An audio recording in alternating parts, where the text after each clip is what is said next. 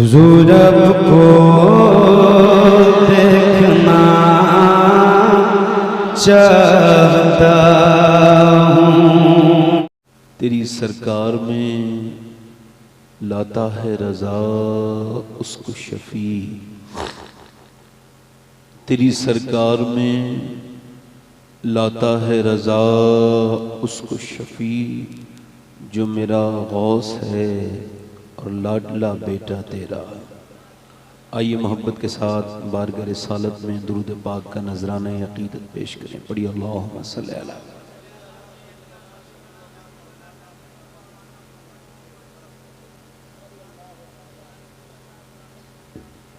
बाद हम्द दुरूद लायक ताज़ीम व तकरीम मिंबर शरीफ पर तशरीफ़ फरमा मेरे इमामे की ज़ीनत और रौनक, मुअज़्ज़ज़ उलमाए अहले सुन्नत, मुअज़्ज़ज़ हुफ़्फ़ाज़ व क़ुर्रा, साहिब सज्जादा हज़रत प्रोफेसर मोहम्मद अब्दुल समी क़ादरी, दीगर उनके बरादरान, नक़ीब अहले सुन्नत, अस्सलामु अलैकुम व रहमतुल्लाहि ताला व बरकातुहू। कैसे हैं आप? खैरियत से हैं?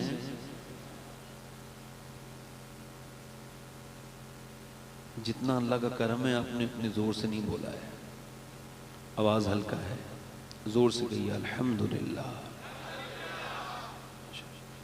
ये पहला उसूल है, मेरी आपसे गुजारिश है, पहला सबक है कि ये एक बात आज से अपनी ज़िंदगी में ऐड कर लीजिए, शामिल कर लीजिए कि जब कोई पूछे क्या हाल है तो सबके हाथ में मरहम नहीं है, सबको जख्म नहीं दिखाए जाते। लोग रो के पूछते हैं, हंस के उड़ा देते हैं। सबको हाल अपना ना बताएं।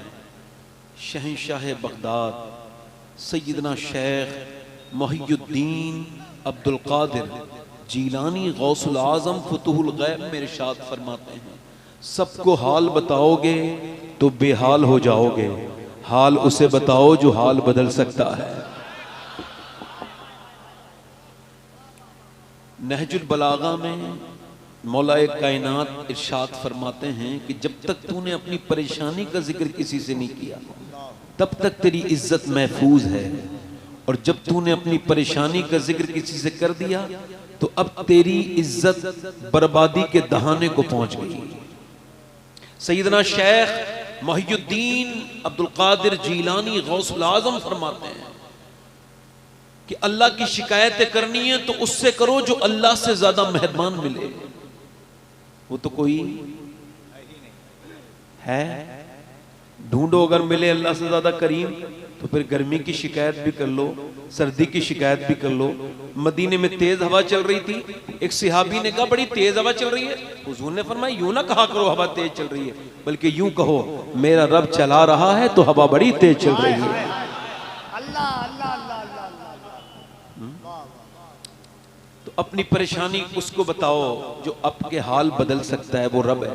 मेरे शेख ने और इरशाद फरमाया फतूल गैब में गौसुल आज़म ने फरमाते, अपनी परेशानी को अगर अल्लाह को बताएगा, लोगों से छुपाएगा तो तेरी मोहब्बत अल्लाह के साथ बढ़ जाएगी। तो इंशाअल्लाह अब नाशुक्री तो नहीं करेंगे कभी। किसे बताएंगे अपना हाल? अल्लाह को। मौला अली फरमाते हैं जो रब के सामने रोया वो सबके सामने नहीं रोया, और जो रब के सामने नहीं रोया फिर वो सबके सामने रोया। आप बड़ी अच्छी महफिल है, मुझे ये खानकाई मॉल ऐसी महफिल कम मिलती है, मतलब ऐसे अच्छे लोग मिले हैं आप, और बड़ी अच्छी निकाबत ये कर रहे हैं हमारे कफील भाई। ये मैं इस वजह से नहीं कह रहा हूँ, ये इनका इलाका है। हिंदुस्तान में इस वक्त इनकी उम्र का कोई बदल नहीं है, अल्लाह ने बड़ा बुलंद किया। और उसकी वजह यह कफील अंबर ऊपर से सादा है, अंदर से इसके दिल में अहले बैत की मोहब्बत कूट कूट के भरी हुई है। और हमारे दिलबर शाही साहब क़िबला मद्दज़िल्लाहुल आली बड़े बेहतरीन शायर भी हैं, अच्छे इंसान हैं। इनकी हुक्म पर मैं हाजिर आया हूँ।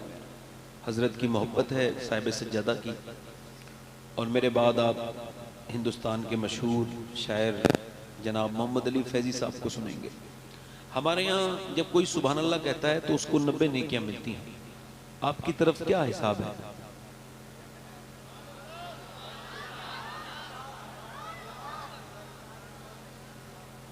अच्छा, वैसे मैं आपको बताऊं, अभी 90 मिल रही हैं, मगर मेरे पास एक ऐसी तरकीब है कि आप चाहें तो आपकी नेकियां बढ़ भी सकती हैं सुभान अल्लाह कहने पर। हाय हाय हाय हाय। मैं आपके लिए दुआ करूंगा, अल्लाह आपको मक्का दिखाए, मक्के में एक नेकी 1 लाख के बराबर हो जाती है।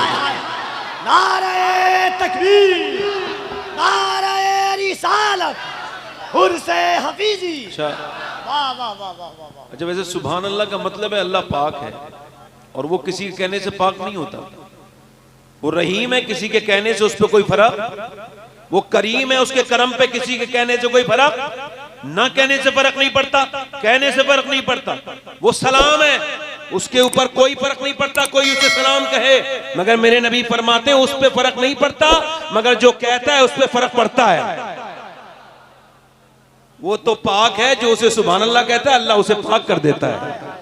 वो तो सलाम है, मगर जो उसको सलाम कहता है अल्लाह उसके पूरी जिंदगी में सलामती पैदा कर देता है। जोर से बोलो जरा सुभान अल्लाह। इतनी अच्छी महफिल है कि मुझे कुछ कहने की जरूरत नहीं है। ये सब फैजाने नजर है। ये जो चेहरों पर मुस्कुराहट है, ये किसी जलसे का असर नहीं है, ये एक खानकाह का असर है। सुभान अल्लाह। जितने अब एक बात और अर्ज कर दूं, इस खानवादे में बैठ के, जिसे मरना हो मेरी तकरीर सुने आराम से। और वल्लाह मुझे भी मरना है, मैं कोई ऐसी बात नहीं कहूंगा जिसका दुनिया और आखिरत में कोई फायदा ना हो। पूरी तकरीर में गौर कर लीजिएगा, सुनते रहिएगा, कोई बात कहूं तो टोक दीजिएगा। ये हसन हसानी की महफिल नहीं है। खानकाहों से जनाजे निकलते थे पहले। जब मेरे शेख अब्दुल कादिर जिलानी की तकरीर होती थी तो आपके खुद के 4 बेटे आपकी तकरीर सुन के शहीद हुए हैं। कहां गई वो चीजें दिलों को बदलने वाली? खैर, बैठे आप आराम से, उठना बैठना बंद करें। मैं यूं तो नहीं पढ़ता, मगर मैंने मौला अली की शान में कुछ मिसरे कहे हैं, तरन्नुम से पढ़ना चाहता हूं। अगर आप जरा दोनों हाथ उठा के बोले या अली तो मैं पढ़ दूं। ये इस वजह से पढ़ रहा हूँ यहाँ का, मैंने इससे पहले कभी पढ़ा नहीं है, क्या बात, पहली बार पढ़ रहा हूँ। तरन्नुम भी आपका है, तकल्लुम भी आपका। हाँ, और ये दिलबर भाई आपकी नजर है। 5-6 मिसरे पढ़ता हूँ मौला अली की शान में। वैसे मैं उम्मन मौला अली की शान में कम ही पढ़ता हूँ। उसकी वजह यह कि आजकल हालात बड़े खराब चल रहे हैं। कोई ज्यादा मौला अली का नाम ले तो लोग उसे शिया कहने लगते हैं, है ना। और इधर देखें, ये हमारा था नहीं ये हिसाब हमारा। कोई ज्यादा हजरत अबू बकर उमर का नाम लेने लगे तो लोग उसे खारजी कहने लगते हैं। मगर मेरा कहना इतना सा है, सिर्फ जिसको हजरत अबू बकर उमर का जिक्र अच्छा नहीं लगता हो और सिर्फ हजरत अली का जिक्र लगता है अच्छा, वो पक्का खारजी रावजी है, और उसका कोई भी जन्नत से ताल्लुक, इस्लाम से ताल्लुक नहीं है। और जिसको सिर्फ हजरत अबू बकर का जिक्र अच्छा लगता है, हजरत उमर का, और हजरत अली का जिक्र उसे बुरा लगता है, वो पक्का खारजी जहन्नमी। हम अहले सुन्नत हैं, अहले सुन्नत का है बेड़ा पार, असहाबे हुजूर नज्म है और नाव है इतरत रसूलुल्लाह की। पढ़ता हूं 2-3 शेर, जरा दोनों हाथ उठा के बोले या अली।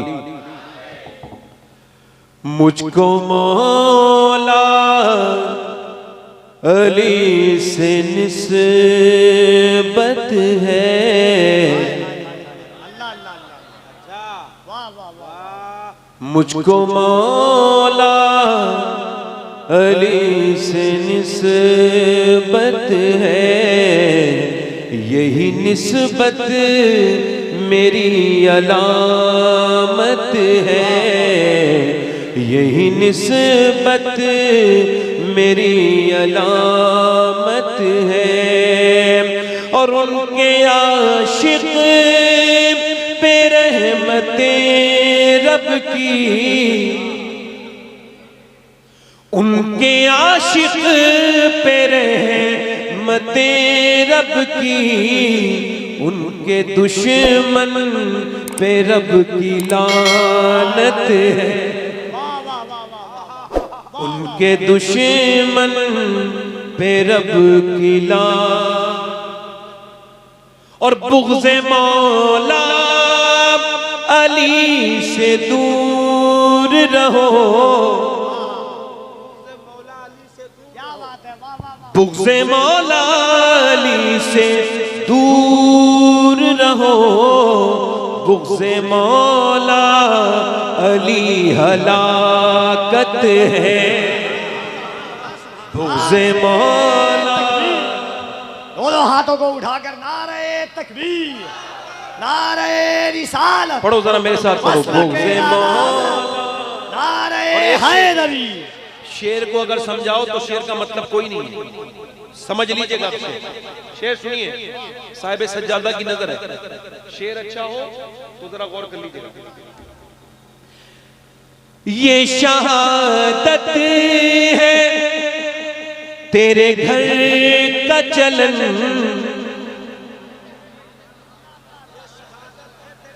ये शहादत है तेरे घर का चलन। तेरे बेटों तेरे बच्चों को उसकी आदत है। तेरे बच्चों तो उसकी आदत है। वाह वाह, क्या तेरे बच्चों को उसकी और एक शेर और सुनिए। तेरी नस्लें बुलंद है मौला। तेरी नस्लें बुलंद है मौला। तेरे बेटों की सबको हाजत है। तेरे बेटों। चूंकि आपके मिजाज का न तरन्नुम है न कलाम है, मगर फिर भी एक और एक शेर पढ़ देता हूं, आखिरी शेर पढ़ता हूं। मैं भी इब्ने अली हूँ, इब्ने अली। अल्लाह अल्लाह अल्लाह अल्लाह। मैं भी इब्ने अली हूँ, इब्ने अली। मैं भी इब्ने अली हूँ, इब्ने अली। सारी दुनिया मेरी विरासत है। वाह वाह वाह वाह वाह। नारा नारा नारा। अल्लाह, वाह वाह वाह, क्या बात है सरकार। वाह वाह वाह। सारी दुनिया मेरी विरासत है। पढ़िए। मुझको मौला अली से निस्बत है। यही निस्बत मेरी अलामत है। आखिरी शेर। मेरी बातें असर जो करती हैं। मेरी बातें असर जो करती हैं। इनमें शामिल तेरी फसाहत है। वाह वाह वाह वाह। और मक्ते का शेर पढ़ता हूं। अल्लाह अल्लाह अल्लाह। एक बार दोनों हाथों को उठाकर मौलाए कायनात का नाम ले। नारे तकबीर, नारे रिसालत, नारे हैदरी, नारे हैदरी। पानी नहीं, जब हम शुरू हो जाते हैं तो पानी नहीं पीते। जोर से बोलो सुभान अल्लाह। मक्ते का शेर सुना। काश मौला अली ये फरमा दे। हाय हाय हाय हाय। काश मौला अली ये फरमा दे। ये शबाहत मेरी शबाहत है। ये शबाहत मेरी शबाहत है। ये शबाहत। काश बाबा अली ये फरमा दे। तू शबाहत मेरी शबाहत है। हाँ शबाहत मेरी अल्लाह अल्लाह अल्लाह। बहुत शुक्रिया। इको कम कर ये शबाहत मेरी तकरीर शुरू कर रहा हूँ। पहली तकरीर का उन्वान है कि इसका सवाल है कि अल्लाह ने इंसान को क्यों पैदा किया। सवाल है, ये दुनिया का सबसे बड़ा सवाल है। इसका जवाब अगर जिसने ढूंढ लिया बस वो मंजिल पा गया, और जिसने इस जवाब का नहीं ढूंढा वो पूरी जिंदगी सफर में रहा। किसी को पता ही नहीं हो उसको जो उसको मंजिल क्या है, पहुंचना कहां है। तुम पूरी जिंदगी सफर करे, पहुंचेगा। एक आदमी की किसको किसी ने मार के डाल दिया तालाब में, ध्यान से सुनो। उसकी लाश सड़ गई, गल गई तालाब में, फिर बाजियाब हुई, दरियाफ्त हुई। किसी ने लाश को पकड़ा, पुलिस को फोन किया, लाश पकड़ी गई, उसका पोस्टमार्टम हुआ, और पोस्टमार्टम के बाद सारी निशानियां खत्म, कौन है कहां का है कुछ नहीं पता। इतना पता था मुसलमान। मस्जिद में ऐलान हुआ कि भाई एक कफन एक आदमी को देना है, चंदा कर लो। इमाम साहब ने कहा मैं गुस्ल दे दूंगा मगर कफन के पैसे मेरे पास नहीं। किसी ने 10 दिए, किसी ने 5 दिए, किसी ने 20 दिए। 1 घंटे में उसका पूरे कफन का चंदा हुआ। उसको लोगों ने दफनाया। कोई नमाज जनाजा में रोया नहीं, किसी को पता ही नहीं था ये कौन है, किसी का दिल नहीं लगा, उसको दफन कर दिया लोगों ने। 3 महीने के बाद पुलिस की इन्वेस्टिगेशन के बाद पता चला कि ये जो शख्स मरा है इसके पास 100 बीघा बाग था, 10 करोड़ की प्रॉपर्टी का मालिक था। बैंक के अंदर उसके 6 करोड़ रुपए जमा थे, मगर जब मौत आई तो चंदे के कफन से उसको दफनाया गया। उसको अपने पैसे के कफन भी लेना नसीब नहीं हुआ। किस वक्त कौन मर जाए। अपनी दौलत पे गुरूर करने वालों, अपनी जीस पे गुरूर करने वालों, क्या पता मैं कहां मरूंगा, क्या पता आप कहां मरेंगे, क्या पता क्या हमारा हश्र होगा।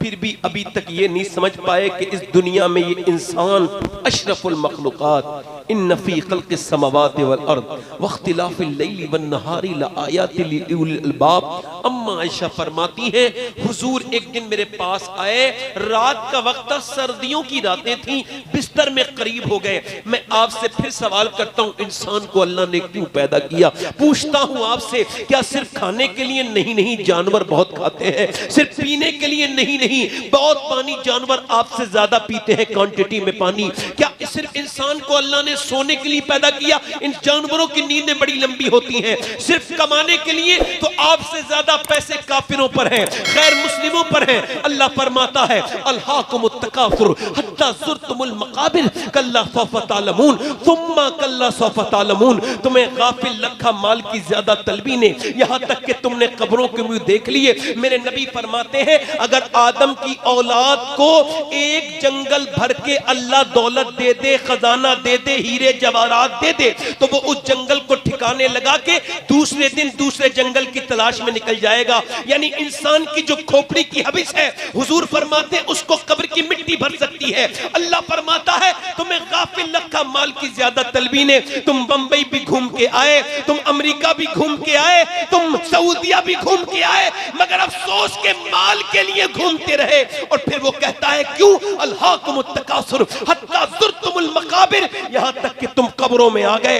अल्हाकुमुत तकासुर हत्ता ज़ुरतुमुल मकाबिर। फिर वो कहता है कल्ला सौफ़ा तालमून, तुम हाँ हाँ जान जाओगे, हाँ हाँ जान जाओगे। फिर अल्लाह फरमाता है सुम्मा। अब जब अल्लाह सुम्मा कहे तो डर जाना चाहिए। वो कहता है फिर हाँ हाँ तुम जान जाओगे। तुमने ये जो दौलतें जमा कर रखी है, तुम क्या समझते हो तुम्हारा फ्रिज काम का है? वो ठंडा ना करे तो बेकार है, अगर वो खाने को महफूज न करे तो बेकार है। तुम्हारा प्लेन अगर ना उड़े और एक जगह से दूसरी जगह ना पहुंचाए तो बेकार है। तुम्हारी कार जो तुमने बनाई है वो काम ना करे तो बेकार है। तो क्या अल्लाह ने इंसान बनाया है यूं ही बना दिया, उसका कोई काम नहीं है? फरमाता है खुद ही, क्योंकि अल्लाह को ने इंसान को पैदा किया है। कोई प्रोफेसर नहीं बताएगा इंसान क्यों पैदा किया गया है, कोई दानिशमंद नहीं बताएगा।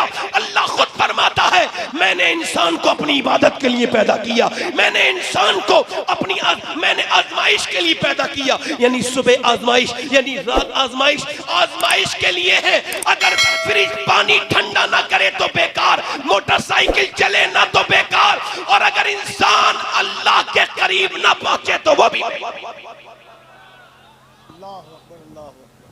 बैठे भाई, एक मिनट तवज्जो करें, आप मेरी तरफ देखें, दिल लगा के बैठे, जोर से बोले सुभान अल्लाह। इमाम मालिक फरमाते हैं इंसान 2 बार पैदा होता है। कितनी बार बोलो? हालांकि पैदा तो एक ही बार होता है, मगर वो कह रहे हैं कि 2 बार पैदा होता है। एक बार तो मां के पेट से पैदा होता है, एक दिन उस दिन पैदा होता है जब वो ये जान ले कि अल्लाह ने उसको क्यों पैदा किया है। अपने मन में डूब कर पा जा सुराग़े जिंदगी, मेरा ना बनता है ना बन, अपना तो बन। इंसान अपना ही नहीं बना, दौलतें कमाता रहा, कभी अपनी आंख से जिंदगी पे नजर न की। वही ज़ाबिये जो के आम थे मुझे खा गए, मैं अमीर था पला हुआ था सुकूत में। ये जो लोग महबे कलाम हैं मुझे खा गए, वो जो जहर कुन सलाम थे, वो जो खुली खुली थी अदावतें मुझे रास थी, ये जो जहर कुन सलाम है मुझे खा गए। यही जिंदगी बस कि मोबाइल ले लिया, पूरे दिन बैठे रहे। आप अपनी स्क्रीन टाइम तो चेक करो नौजवानों, 6-6 घंटे स्क्रीन टाइम है आपकी। आपके 10-10 साल के बच्चे अब सिर्फ वो और कुछ नहीं देखते, सिर्फ वो गेम खेलते हैं। ऊपर अभी मैंने देखा तो यहाँ जलसा चल रहा है, ऊपर लड़का गाना सुन रहा था, मैंने उसको टोका और मैं कहा तू कितना बदनसीब इंसान है कि उधर हुजूर की महफिल हो रही है और तू महफिल में बैठ सुनने के बजाय वहां बैठ के कानों में लीड लगा के। अभी एक जगह गौरा चौकी पड़ती है गोंडा के पास, वहां एक्सीडेंट मैंने देखा, एक लड़के का भेजा पड़ा हुआ था रोड पर, ट्रक ने उसको कुचल दिया था, नौजवान लड़का था, उसकी लाश तड़प रही थी। थोड़ी देर के बाद ठंडी हो गई, उसकी रूह निकल गई, मगर जब वो मरा था तो कुछ सुन रहा था। जब उसके आईपॉड निकाल के चेक किया गया तो मोबाइल में गाना बज रहा था। अब मुझे बताएं, मेरे नबी फरमाते जो जिस हाल में मरेगा उसी हाल में उठाया जाएगा। अब जो गाना सुनते सुनते मर गया, बताओ वो किस हाल में उठाया जाएगा? बताओ, मैं आपसे पूछता हूं, जो गाना सुनते सुनते मर गया वो किस हाल में उठाया जाएगा? जो गंदी तस्वीरें देखते देखते मर गया वो किस हाल में उठाया जाएगा? थोड़ा इको और कम करें, किस हाल में उठाया जाएगा? देखो भाई कैमरे वाले भाई, ए कैमरे वाले भाई, नीचे बैठ जाओ बेटे, इंसान के बच्चे बन जाओ, जल्दी नीचे बैठ जाओ, जल्दी बैठ जाओ बेटे। ये कौन बच्चा है, इसे बैठा लो नीचे, जल्दी से बैठ जाओ बेटे, बैठ बैठ, इंसान के बच्चे बनो। इधर देखो, अब मेरी तरफ देखो, जो जिस हाल में मरेगा, अब जो गंदी तस्वीरें देखता हुआ मरा है वो। इम्तिहान का मतलब क्या है? फजर का वक्त है, नींद बड़ी आराम से आई है आपको, और सर्दी का मौसम भी है, बाहर टेम्परेचर बड़ा लो है, सर्दी बहुत है, अजान की आवाज आ गई, ईमान ने कहा चलो नमाज पढ़ो, नफ्स ने कहा नहीं नमाज नहीं पढ़नी, लेट जाओ आराम करो, ठंडी बहुत है बाहर जाओगे ठंड लग जाएगी। अल्लाह फरमाता है, हदीस कुदसी है, अल्लाह के रसूल फरमाते हैं, अल्लाह फरमाता है मैंने इंसान को पैदा किया, उसके साथ अपने दुश्मन नफ्स को भी पैदा किया। मेरा नफ्स, आपका नफ्स, ये मेरा दुश्मन है, ये कह रहा है उठो चलो, वो कह रहा है ईमान नमाज पढ़ो, वो कह रहा है नफ्स लेट जाओ, सो जाओ, आराम कर लो, अभी थोड़ी देर के बाद उठना, बाहर बड़ी सर्दी है, लिहाफ में गर्मी है। उसने कहा नहीं मैं निकलूंगा, उसके ईमान ने लिहाफ को फेंक दिया और ईमान बाहर को निकला। ईमान ने फिर ठंडे पानी में कांपते हुए वुजू किया और कांपते कांपते मस्जिद में गया। फजर की अजान में नमाज के बाद उसने अपनी नाक को अल्लाह के सामने रगड़ा, और जैसे ही रगड़ा फरिश्तों ने कहा ये अल्लाह का बंदा आज ये अपने नफ्स पर फतह पा गया, कामयाब हो गया। आज ये नफ्स पर, जल्दी बोलो, नफ्स पर फतह पा गया और कामयाब, दिलबर भाई, और कामयाब हो गया। वो बाहर को निकला, बाहर को जैसे निकला था उसने देखा कि नमाज पढ़ के अपने नाश्ता करके अपने काम पे जा रहा था, एक लड़की बेहुदा, बेहया, बेशरम, बेगैरत, इंतहाई दर्जे की घटिया कपड़े पहन के, जिसमें चुस्त लिबास, उसका जिस्म नजर आ रहा है। इसकी एक नजर उस पे पड़ी, इसने एकदम नजर झुका ली, चूंकि पहली नजर माफ है और पहली नजर में होता भी कुछ नहीं, दूसरी नजर फितने पैदा करती है, जिना की तरफ दूसरी नजर लाती है। इसके नफ्स ने कहा भाई देख ले, एक बार और देख ले, बड़ी हसीना है, इसका जिस्म भी आया है, जरा थोड़ी तस्कीन कर ले। इसने कहा नहीं देखूंगा, नफ्स भौंक रहा है कुत्ते की तरह, जरा देख ले एक बार नजर उठा के। इसने कहा नहीं देखूंगा। मेरे नबी ने फरमाया आंखों का भी तो जिना जिना होता है, जो आंखों से देखे ये आंखों का जिना है, और जो आंखों से कहे देखेगा इसकी आंखें कयामत के दिन अल्लाह के सामने कहेंगी मालिक तूने तो काबा देखने के लिए दी थी, तूने तो माँ बाप का चेहरा देखने के लिए दिए थी, मगर ये तो गंदी तस्वीरें देखता था, औरतों को बुरी नजर से देखता था, ये आंखों का जिना है। बोलो इन आंखों से कैसे हुजूर को देखोगे कब्र में जाके, जो आंखें अब गंदी हो गई हैं, जो आंखें अब किसी लायक नहीं बची। तुमने दुनिया को मजाक समझ लिया, तुमने अपने पैदा होने को मजाक समझ लिया। अल्लाह फरमाता है इंसान क्या समझता है वो ऐसे ही छोड़ दिया जाएगा? नहीं नहीं, उसकी हर बात का हिसाब होगा, हर जर्रे जर्रे का हिसाब होगा। वो मेरे दोस्त मैं तुझसे ही पूछता हूँ, उसका नफ्स कह रहा है देख ले, वो कहता नहीं देखूंगा। उसने कहा नजारा आंखों से दूर चला जाएगा वरना देख ले। लड़की चली गई, उस मुसलमान मोमिन की नजर नहीं उठी। उसने कहा या इलाही रंग लाए जब मेरी बेबाकियां उनकी नीची नीची नजरों की हया का साथ हो। ये जिसने नजरें झुकाई ये अल्लाह की बारगाह में कामयाब हो गया। वाह वाह वाह वाह, नारे तकबीर, नारे रिसालत। मेरे नबी ने फरमाया, मेरे आका ने फरमाया, एक सिहाबी जो नौजवान सिहाबी ने कहा नमाज में मजा नहीं आता, हुजूर ने फरमाया अपनी आंखों की हिफाजत कर, आंखों को पाकीज़ा कर, अल्लाह तेरी नमाज में मजे दे देगा। अब जो फेसबुक किए हैं वो सुन लें, फेसबुक पे गंदी तस्वीरें देखने वाले ऐसे करके इंस्टाग्राम पे उंगली चल रही है, फेसबुक पे चल रही है, लड़कियां आधी आधी नीम बरहना उसके अंदर आ रही हैं। ये जो उंगली चल रही है ना कल यही तेरे खिलाफ खड़ी होगी, ये कहेगी मालिक इसने गंदी काम करवाए थे। याद रखना जर्रे जर्रे का हिसाब होगा, बचोगा नहीं, कोई नहीं बचेगा, ये मत समझना, याद रखना मेरे दोस्तों। और सुनो हजरत अली फरमाते जिसके ईमान पर गुनाह के बाद असर न पड़े उसका ईमान मरने के बराबर होगा। यानी उसने गंदी तस्वीर देख ली, फिल्म देख ली, मगर तौबा की तबीयत, तौबा की तरफ तबीयत नहीं आई तो उसका ईमान तो बिल्कुल कमजोर है, बेकार हो गया, वो बर्बाद हो गया, वो जिसकी नजरों में हया बाकी नहीं है। नौजवानों उसको देख रहा है, उसमें नीम बरहना लड़की है, एकदम स्किप करता चला जा रहा है। एक स्टोरी देखी, दूसरी स्टोरी देखी, तीसरी, देखते देखते देखते देखते अचानक उसकी सगी बहन की स्टोरी आ गई। अब जब उसने देखा तो बोला मेरी बहन तो इंस्टाग्राम नहीं चलाती। उसने जब देखा तो हैरत से अपनी माँ के पास लेके आया। माँ ने उसको देखा, कहने लगा ये कहाँ से चलाने लगी? पता लगा बहन छुप छुप के चलाती थी, तू किच्चू भी छुप छुप के गंदी बातें देखता था। तेरी बहन भी इंस्टाग्राम पे आईडी बनाई थी और उसने भी फॉलोवर बनाने के चक्कर में अपना जिस्म दिखाया था लोगों को। हाय क्या दौर आ गया मुसलमानों के ऊपर, लाम फातिमा रखे लड़कियां इंस्टाग्राम पे अपने जिस्मों की नुमाइश कर रही हैं। नाम मोहम्मद फारूक, मोहम्मद अली, अली नाम जो है वो मोहम्मद अली, नाम जो है गुलाम हुसैन रखकर, नाम नवाब, नाम मोहम्मद सरफराज रखकर, नाम मोहम्मद अब्दुल अलीम रखकर क्या घटिया हरकतें कर रहे हैं, इंस्टाग्राम पे तस्वीरें लोड कर रहे हैं। अरे बड़ा अफसोस होता है मेरे दोस्त, याद कर मेरे भाई, कल तक तूने जमाने बदले थे, आज तू कितना कमजोर हो गया। तूने अपने नबी को, अपने पैगंबर को, उनके नाम को तूने कैसा खराब करने की कोशिश की। देख तो पहले के मुसलमान कितने अच्छे थे कि दिल्ली की जमा मस्जिद पे एक आदमी भीख मांग रहा था, अंग्रेज गुजरा देखने आया जमा मस्जिद, उसने उससे कुछ भीख मांगी, उसका बटुआ गिर गया, उसने समझा मैंने रख लिया, मगर अंग्रेज का बटुआ गिर गया, वो उसने उठा लिया। मुसलमान ने अंग्रेज को ढूंढा, मिला नहीं, 3 महीने के बाद आया, कहा साहब ये आपका पर्स है। उसने ढूंढा, उसमें बहुत से पैसे थे, कहने लगा इतनी बहुत सी दौलत तूने मुझे वापस क्यों कर दी? क्या तू फकीर नहीं है? तेरी जिंदगी बदल जाती, ये पैसे तूने छुए तक नहीं क्यों? कहने लगा बात ये नहीं है, मैं फकीर तो हूं मगर बेगैरत नहीं हूं। का क्या मतलब? का तू ईसा अलैहिस्सलाम का उम्मती है, मैं मुस्तफा जाने रहमत का उम्मती हूं। अगर तेरे नबी ने कयामत के दिन मेरे नबी से कह दिया होता कि आपका उम्मती चोर है तो मेरे नबी को शर्मिंदगी होती, और मैं इतना घटिया नहीं हूं जो अपने नबी को तकलीफ पहुंचाऊं, भिखारी जरूर हूं मगर दिल में आमना के लाल का बड़ा इश्क है। अंग्रेज बोला जरा हाथ बढ़ा, मुझे मुसलमान बना दे, मुझे कलमा पढ़ा दे।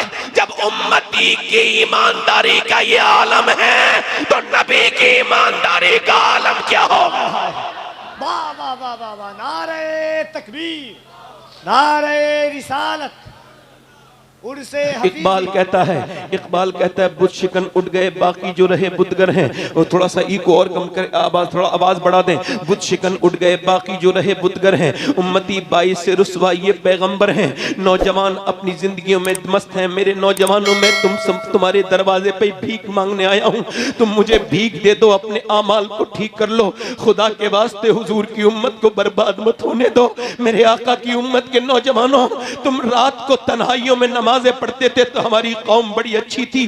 तुम जब अल्लाह से डरते थे, तुम जब नूर दुरूदे पढ़ते थे अपने नबी पर, हमारे हालात बड़े अच्छे थे। तुमने अब 2-2 घंटे फेसबुक को तो दे दिए। तुमने नबी पर उतरा हुआ कुरान पढ़ना छोड़ दिया। तुम हाफिज हो फिर भी कुरान खोल के नहीं देखते। तुम सब कुछ हो मगर फिर भी नबी से कोई मोहब्बत नहीं। और मेरे दोस्त, तुझसे कहता हूं, जिंदगी को अपनी बर्बाद न कर, यूं जिंदगी को जाया न कर। ये जिंदगी एक बार मिली है। ये दुनिया क्या है? ये छोटी है। मताउन दुनिया कलील, ये बहुत छोटी है। इसको जरा थोड़ा सा ठीक कर दे। मौलाए कायनात नहजुल बलागे में इरशाद फरमाते हैं, ये दुनिया जो है गुजरगाह है, ठहरने की जगह नहीं। ठहरने का मकाम आखिरत है। ठहरने का मकाम आखिरत है। मेरी तरफ देखिए, अपने पड़ोसी मुल्क में एक लड़का गाने गाता था। गाने गाते गाते बड़ा कामयाब हुआ।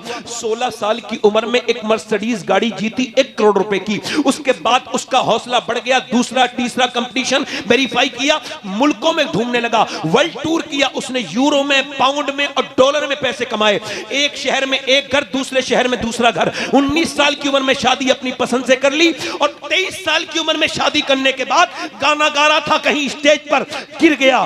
जब उसको होश आया तो पता लगा दोनों गुर्दे फेल हैं। अब डायलिसिस पे आ गया, यानी उसके गुर्दे फेल हो गए। यहां से उसके गुर्दों में, उसके गुर्दों का खून निकाला जाता है पूरे जिस्म का, और डायलिसिस होता है। 1 हफ्ते में 1 बार डायलिसिस होता है। अल्लाह अकबर। एक लड़का मुझे मिला था उत्तराखंड में। उसका ये 24 साल की उम्र थी। उसकी ये नस कांप रही थी। मैंने पूछा क्या हुआ? कहने लगे ये नफ्स मेरी हिलती रहती है चूंकि मेरे दोनों गुर्दे खराब हैं और मेरा बाप ने सारी जमीन बेच दी मगर मेरे गुर्दे ठीक नहीं हुए। सारी जमीन बेच चुका हूं। अल्लाह अकबर। कहता है मेरा बाप लोगों से कर्जे लेता है और मैं अकेला उसका बेटा हूं। अल्लाह अकबर। कभी आप में कितने लोग ऐसे बैठे हैं जिन्होंने एक बार कहा हो, ऐ अल्लाह मेरे गुर्दे ठीक हैं, चल 2 रकत नमाज पढ़ के तेरा शुक्रिया अदा करता हूं? कभी नहीं कहा होगा। कोई नहीं बैठा होगा। तुमको पता है ये गुर्दे जब खराब हो जाएं। कश्मीर से एक आदमी का मेरे पास टेलीफोन आया, कहने लगा हम आपकी तकरीर करवाना चाहते हैं। मैं कहा मेरे पास इस महीने में कोई वक्त नहीं। कहने लगे आप आ जाइए खुदा के लिए, जो आपकी तकरीर सुनना चाहता है उसको कैंसर है। और उसने कहा मैं आखिरी बार उनकी तकरीर सुनना चाहता हूं। मैं गया, उसका नाम मोहम्मद सलीम था, इंतकाल हो गया। अल्लाह उसकी मगफिरत करे, कह दो आमीन। अल्लाह उसकी मगफिरत करे सलीम की। वो मुझे बहुत कुछ सिखा के गया। मैं कमरे में उसके पास बैठा, मैंने पूछा सलीम भाई क्या हाल है? कह लगे अल्लाह का शुक्र है, मुस्कुरा के। मैं कहा मैंने सुना आपको कैंसर है। कह लगे मुझे सुना हुआ कैंसर नहीं है सैयद साहब, मुझे टाटा अस्पताल ने लिख के दिया है कि मुझे कैंसर है और 2 महीने के बाद डॉक्टर कहते हैं तू मर जाएगा। तो मैं अल्लाह का शुक्र ना अदा करूं? कितनों को अटैक से मौत आ जाती है, कितनों को किसी बीमारी से आ जाती है, मगर मेरे अल्लाह का करम ये 2 महीने पहले मुझे पता चल गया मौत आनी है तो मैं ज़रूर अपने रब को राज़ी कर लूँगा। जब मुझे ये खबर होती है 2 महीने के बाद मैं उस खबर में जाऊँगा कि मैं एक कमरे में भी नहीं रह सकता, अंधेरे में 2 दिन 3 दिन, और उस अंधेरी कब्र में ऊपर से तख्ते लगा के लोग चले जाएंगे तो उस अंधेरे के बारे में सोच के कहता हूँ मालिक मैंने बड़े गुनाह किए हैं, मुझको माफ कर देना मेरे रब, मुझ पर फजल करना। मोटे मोटे आंसुओं से रो के बोला कि मैंने बगैर कैंसर के भी नमाजें पढ़ी थी मगर बंदगी को नहीं पहुंचा था, मगर जब से पता चला है कैंसर है और जब अल्लाह के सामने गिड़गिड़ाता हूं तो मुझे जो लुत्फ अब आता है वो कभी नहीं आया। वो एक सजदा जिसको तू गिरा समझता है 1000 सजदों से देता है आदमी को निजात। कभी सर्व सजदा जो मैं हुआ कहीं तो जमीन से आने लगी सदा, तेरा दिल तो है सनम आशना तुझे क्या मिलेगा नमाज में। अल्लाह अकबर। जरा गौर तो करो, एक आदमी अस्पताल में भर्ती हुआ, 90,000 का बिल आया, 1.5 दिन में सांस लेने में प्रॉब्लम थी, बूढ़ा था 80 साल का। डॉक्टर के बिल को देख के रोने लगा। डॉक्टर ने कहा बिल ज्यादा लगता है बड़े मियाँ, हम आपको पैसे कुछ कम कर देंगे। और कह लगा नहीं डॉक्टर साहब अल्लाह ने इतना नवाज रखा है पूरे अस्पताल को खरीद सकता हूँ खड़े खड़े। कहा फिर रोते क्यों हो? कहा बस इस वजह से रो रहा हूँ 1.5 दिन तेरी मशीन से सांस ली है तो तूने 90,000 का बिल बिठाल दिया, मगर जिसकी मैंने हवाओं में 80 साल सांस लिया, मैंने कभी सोचा नहीं कि सांस लेना कितनी बड़ी अल्लाह की नेमत है। मैंने कभी सोचा ही नहीं कि कितनी बड़ी नेमत है अल्लाह की। मैंने कभी अपने बारे में, रब के बारे में गौर नहीं किया। अच्छा मुझे बताओ, जिसने दिल का इलाज किया उसे लाखों दे दिए, जिसने गुर्दों का इलाज दिया उसे लाखों दे दिए, जिसने तुम्हारे जिस्म का इलाज किया उसने उसे लाखों दे दिए, जिसने तुम्हें फ्री में गुर्दे दिए उसके सामने सजदे भी नहीं किया, उस रब के सामने कभी रोए भी नहीं। तुम क्या मुंह दिखाओगे अल्लाह को जाकर? तुमने एक आदमी का शुक्रिया अदा कर दिया, उसने एहसान कर दिया, उसने कहा थैंक यू, जज़ाकल्लाह, शुक्रिया। कभी रब से नहीं कहा मालिक अपने हबीब की उम्मत में बना दिया, तेरा शुक्रिया। ऐ अल्लाह तूने ईमान वाला बनाया, तेरा शुक्रिया। या अल्लाह तूने बगैर दवाइयों का जिस्म दिया, मैं बगैर दवाइयों के जी रहा हूं, शुक्रिया। ना जिंदगी को समझे नहीं, जिंदगी को जाने नहीं। इंसान की नाक के अंदर एक रग है, इस रग के बारे में डॉक्टर कहते हैं, जो न्यूरो सर्जन है वो कहते हैं, और ईएनटी स्पेशलिस्ट, कि इस नाक की ये रग जो कि दूरबीन से नजर आती है, नाक के अंदर है, यहाँ बीच में है और आपके दिमाग तक जाती है, ये सूंघने का काम करती है। अगर ये बंद हो जाए या खराब हो जाए तो न खुशबू आए न बदबू आए। और सुनो, वो डॉक्टर कहते हैं पूरी दुनिया का मेडिकल साइंस मिलकर अभी इस लायक नहीं हुआ है कि वो एक नाक की उस छोटी सी रग की बराबर दूसरी रग बनाए जो अल्लाह ने अपने हर बंदे की नाक में बनाई है। इस लायक नहीं है। हमारा साइंस से कोई झगड़ा नहीं है। साइंस किताब तहकीक है, कुरान किताब तखलीक है, कुरान अल्लाह का कलाम है। सुनो, हमारा साइंस से कोई झगड़ा नहीं, क्योंकि आज तक लोगों ने यह कहा कि हमने जो साइंस ये कहता है कि चांद 1.25 लाख मील दूर है, मगर ये नहीं कहता मैंने बनाया है। वो कहता है सूरज ऐसा है, मगर वो कहता नहीं मैंने बनाया है। और इसके अलावा पूरी दुनिया में लोगों ने दावे बहुत किए कि मैं खुदा हूं, मगर किसी ने यह नहीं कहा जमीन मैंने बनाई है, आसमान मैंने बनाया है। वो अकेला मेरा रब है जो कहता है जमीन भी मैंने बनाई है, आसमान भी मैंने बनाया है।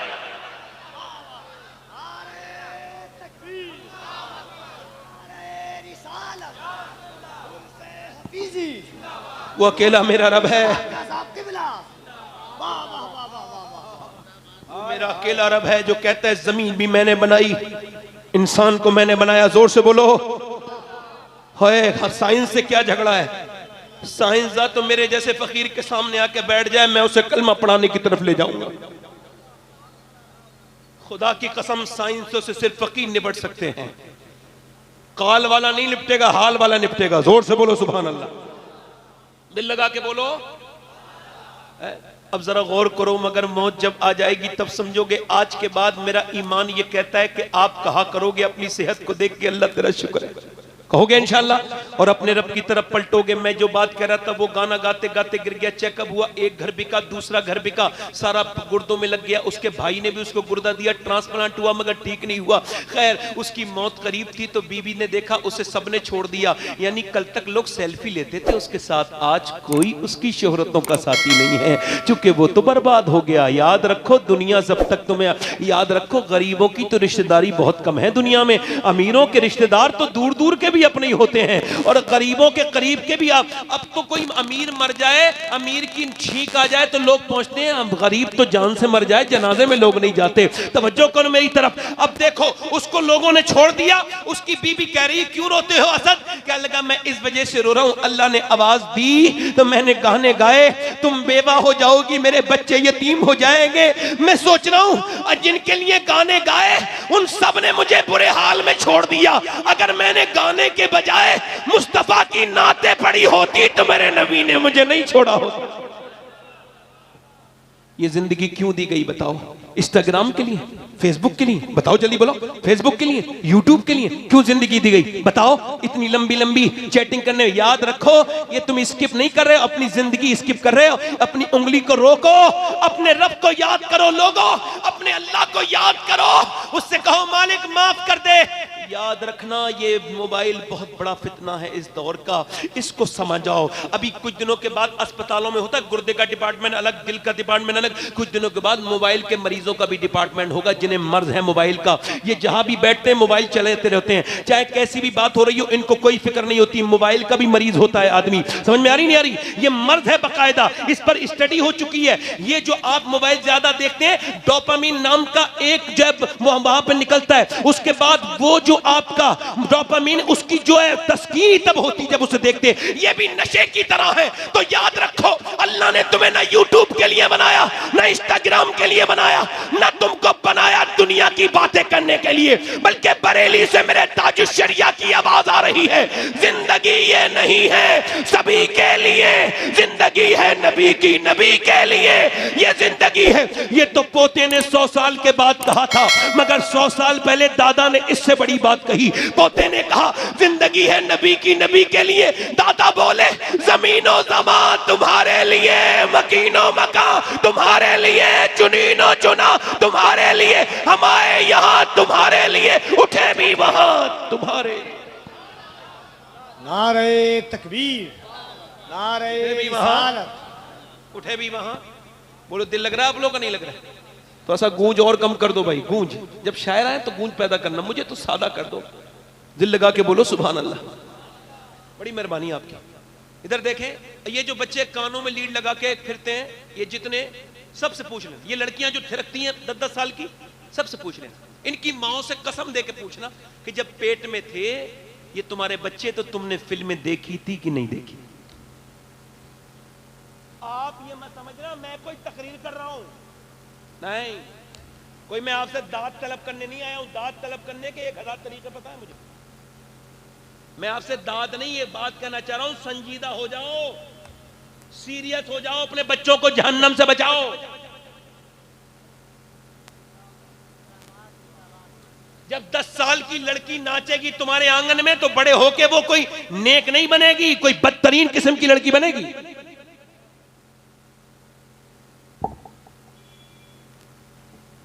छोटी बच्चियों को जो अंग्रेजी लिबास पहनाते हैं वो भी सुन लें। आपसे अर्ज कर रहा हूं, ध्यान से सुनना। मेडिकल साइंस इस बात को वेरीफाई कर चुका है, हार्वर्ड वगैरह ने इस पर रिसर्च किया कि बच्चे पर असर कब होता है मां का। तो उन्होंने कहा कि पेट के अंदर से ही होता है, पेट के बाहर से नहीं होता। यानी वो बाहर से ही शुरू नहीं होता, पहले ही शुरू हो जाता है। यानी ये जो बच्चे पागल हुए, इन पर उन्होंने रिसर्च किया 27 साल। तो ये पागल बच्चे कौन है? तो उन्होंने बताया ये वो बच्चे जब मां के पेट में थे तो इनके बाप ने इनकी मां को मारा। क्या किया बोलो? इनके बाप ने इनकी मां को, उस जाहिल को ये पता नहीं कि उसने अपनी बीवी पे जुल्म नहीं किया, अपने होने वाले बच्चे की जिंदगी के साथ खिलवाड़ कर दिया। उसने बेटे को अपने डैमेज कर दिया। बच्चा जब बाहर आया पागल था, अब चाहे उसको पटना दिखाइए चाहे उसको दिल्ली दिखाइए, अपने किए का तो कोई इलाज है नहीं। इसका मतलब यह कि मेडिकल साइंस ये कहता है कि जब औरत से ये कहता है कि तुम अगर ये चाहती हो कि तुम्हारा बच्चा मजबूत हो तो टेंशन मत लेना, बगैर बेफिक्र होकर रहना। और ज्यादा ताकतवर बच्चा, अगर मां कमजोर तो बच्चा कमजोर, मां बीमार तो बच्चा बीमार, मां को परेशानी तो बच्चे के दिमाग पे असर। डॉक्टर कहता है प्रेगनेंसी में औरतों से कि तुम अगर ये चाहती हो कि तुम्हारा बच्चा ज्यादा ताकतवर हो तो आयरन की चीजें जैसे बादाम या सेब खाना। अगर तुम ये चाहती हो कि तुम्हारा बच्चा ज्यादा विटामिन सी लेके पैदा हो तो तुम ज्यादा विटामिन सी इस्तेमाल करना, यानी तुम ज्यादा संतरा और ज्यादा नींबू खाना। तुम अगर ये चाहती हो कि तुम्हारा बच्चा ज्यादा मजबूत पैदा हो तो विटामिन डी के लिए धूप में बैठना और ज्यादा अमरूद खाना। अब आप मुझे बताएं कि अल्लाह का बनाया हुआ सेब, संतरा, अनार, अमरूद अगर मां खाए तो बच्चे पे असर हो जाए, तो क्या अल्लाह का कुरान मां पढ़ेगी तो बच्चे पे असर नहीं होगा?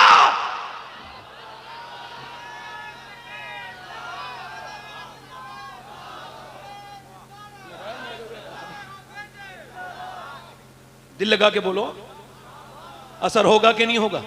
असर होगा नहीं यार देखो जरा गौर करो, ये पानीपत में एक बच्चा पैदा हुआ, दिल्ली के करीब में पानीपत है, वहां एक बच्चा 80 किलोमीटर दूर है, बच्चा पैदा हुआ। मैं आपको बताऊं खानकाई निजाम कैसे चलता है, सुन लीजिए, खानकाई निजाम बता रहा हूं। बच्चा पैदा हुआ, 1 दिन रोया, 2 दिन रोया, 3 दिन, अब 3-4 दिन रोना तो एबनॉर्मल है, नॉर्मल तो बात नहीं ना। तो अस्पताल में दिखाया गया, डॉक्टरों को दिखाया गया, उस जमाने के डॉक्टर मतलब हकीम, अब कोई डॉक्टर से मुराद ये डॉक्टर ने ले ले हकीम, अब वो हकीमों को दिखाया, ठीक नहीं हुआ। 1 महीने के बाद फखरुद्दीन बहाउद्दीन ज़करिया मुल्तानी के दामाद गुजर के जा रहे थे, उन्होंने कहा ये बच्चा जो रो रहा है, रो नहीं रहा, अल्लाह की हमद बयान कर रहा है। मुरीदों ने कहा हुजूर इतना छोटा बच्चा अल्लाह को याद कर रहा है? कहा देखो चलो दिखाता हूं। पहुंचे, कहले कोई है? बाप निकल के आए बच्चे के, कहा ये आपका बच्चा है? कहा हाँ। कहा ये बच्चा आपको मुबारक हो, अल्लाह का वली है।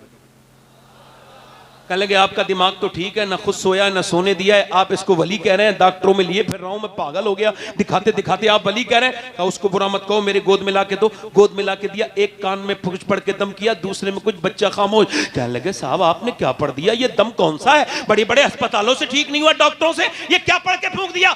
बाद में बताऊंगा, पहले ये बताओ क्या इसकी मां कुरान की हाफिजा है? कहा हाँ मेरी बीबी कुरान की हाफिजा है, 24 घंटे में एक कुरान खत्म कर देती है। कहने लगे तभी तो बात है, जब ये अपनी मां के पेट में था ना, तो इसकी मां जमाल फातिमा ने उठते बैठते चलते फिरते इतना कुरान पढ़ा कि मां के पेट के अंदर कुरान सुनने की आदत हो गई। जब वही बच्चा पैदा हुआ, मां गंदगी में गई, जच्चगी में गई, कुरान उसने पढ़ा नहीं, बच्चे को कुरान की भूख लगी थी, तुम उसको दवाइयां खिला रहे थे, मैंने एक कान में एक आयत पढ़ी, दूसरे में दूसरी पढ़ी, बच्चा खामोश हो गया। उसी बच्चे का नाम शरफुद्दीन बू अली शाह कलंदर पानीपती है। सुनो, जब पानीपत में मां कुरान सुनाए तो बच्चा शरफुद्दीन बू अली कलंदर बनता है, और जब मदीने में फातिमा कुरान सुनाए तो बेटा नेज़े पे चढ़ के करबला में कुरान सुना ले। नारे तकबीर,